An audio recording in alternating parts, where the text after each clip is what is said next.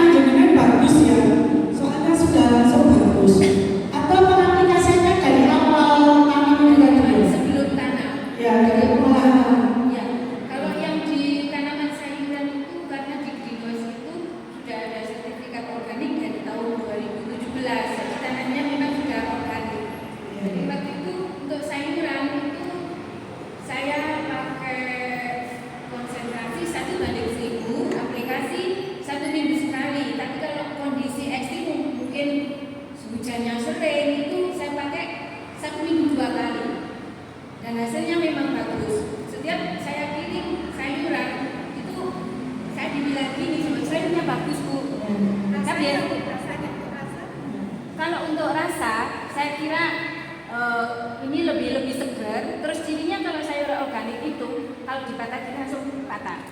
Crunchy. Iya.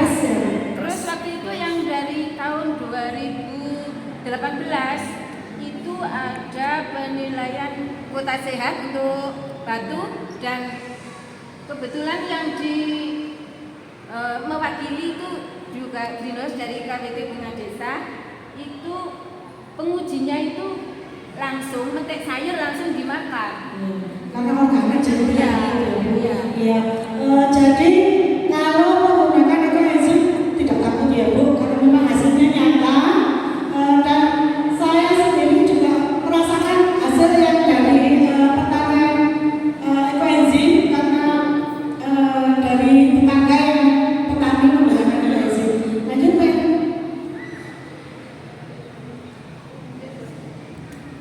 Ya, kalau ini Bu, Pak, ini Pak Suka, tetangga saya, teman saya juga petani yang pertama kali mau saya ajak untuk menggunakan ekoenzim untuk pertanian.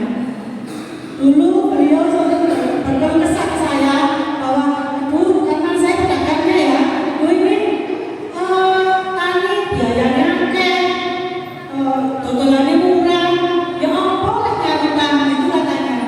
Jadi gelisah kan kalau petani itu biayanya tinggi, kemudian nggak bisa mendapatkan hasil yang lebih baik atau penjualannya sangat rendah. Jadi beliau mulai mengaplikasikannya itu sejak 2002.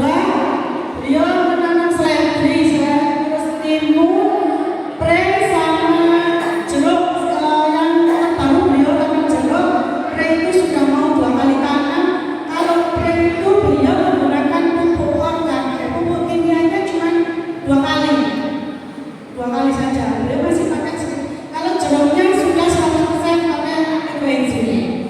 Kemudian kalau di seledri yang biasanya kalau menggunakan pupuk kimia itu panennya cuma 8 sampai 9 kali, itu bisa panen sampai 12 kali menggunakan ekoenzim. Dan hasilnya lebih tahan segarnya, daunnya lebih lebar, lebih bagus. Dan yang pasti lebih banyak keuntungan daripada 100% kimia. Next.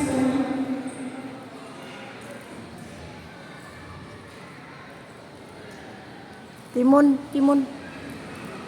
Timunnya lebih besar-besar. Nah, ini perbedaannya yang pakai itu. Oh ya, yang ini itu contoh pre-nya Pak Suka yang kemarin itu.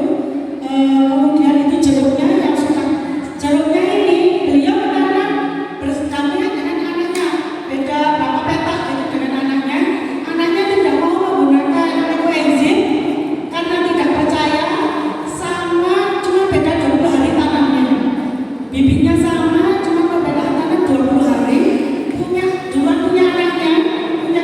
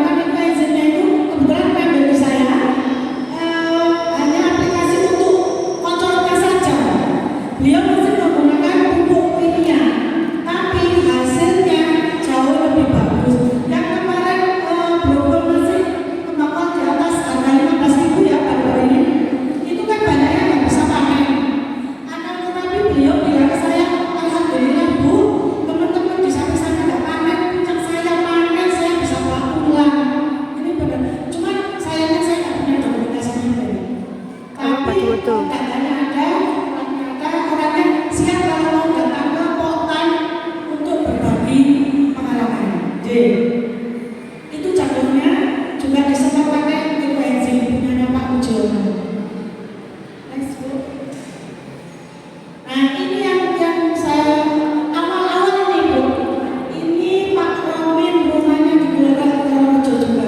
Beliau ini ketika saya sosialisasi ke KWT, sama istrinya tiba-tiba datang ke rumah.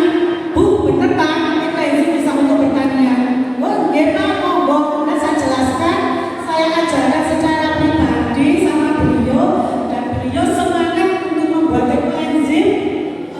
Kemudian hasilnya, beliau menanam tomat, bagus banget. Tomatnya itu lebih cepat pertumbuhannya, tingginya melebihi ketika menggunakan kimia, dan hasil panennya yang biasanya 8-9 kali, beliau bisa panen 16 kali. Itu kan 2 kali lipat ya. Kemudian setelah tomat itu beliau tanamnya 2 tomat sama cabai. Jadi tomatnya sudah habis. Sekarang itu cabainya belum panen, dan itu baru buahnya baru kecil-kecil. Itu sangat subur sekali. Beliau itu menggunakan untuk pengocoran yang biasanya beliau menggunakan pupuk kimia itu 25-30 kg setiap masa tanamnya. Ini beliau hanya menggunakan 10 kg saja, karena yang sebanyak menggunakan enzim. Cuma beliau ini masih ragu untuk menggunakan enzim yang encer atau yang dicairkan lebih encer 100.000. Beliau masih agak ketat. Dan sebenarnya Bapak, kalau enzim itu semakin dia cair atau encer, hasilnya malah lebih bagus. Cuman karena image orang-orang kita ini letakkan malah lego, ya itu tadi. Jadi hasilnya kurang maksimal. Sebenarnya kalau petani ini sudah mulai ternyata enzim bagus. Cuman mereka belum 100% yakin. Jadi tidak apa-apa, ini sudah permulaan yang sangat bagus. Ketika sudah mau mulai, alhamdulillah dan ada hasil nyatanya. Kita para relawan itu tidak ingin punya nama atau dapat nama baik atau yang lain-lainnya. Kita berbagi ilmu, mereka mau menggunakan, berbagi kepada itu, kita sudah merupakan suatu kebanggaan tersendiri bagi kita. Kalau saya mengajak petani-petani saya, marilah kita jadi petani yang smart, jangan terus diakali bakul. Kita taninya habis banyak, bakul enak aja potong segini, wes banyak kayunya sampai ini. Saya tahu karena saya pedagang, jadi saya tahu benar. Makanya jangan mau diakali bakul. Lebih baik kita jadi petani yang pintar. Gimana kalau bisa biaya ringan, kita dapat keuntungan lebih. Dan itu akan beralih ke alternatif untuk budidaya pertanian, perkebunan, untuk sayur, dan bunga. Oke, nanti untuk PPR dan Gamotan mendapat satu botol untuk tester ekoenzim. Kalau Kordes kan sudah punya sendiri, relawan. Kita punya sendiri. Mungkin tidak ada lagi pertanyaan, atau saya tutup untuk hari ini.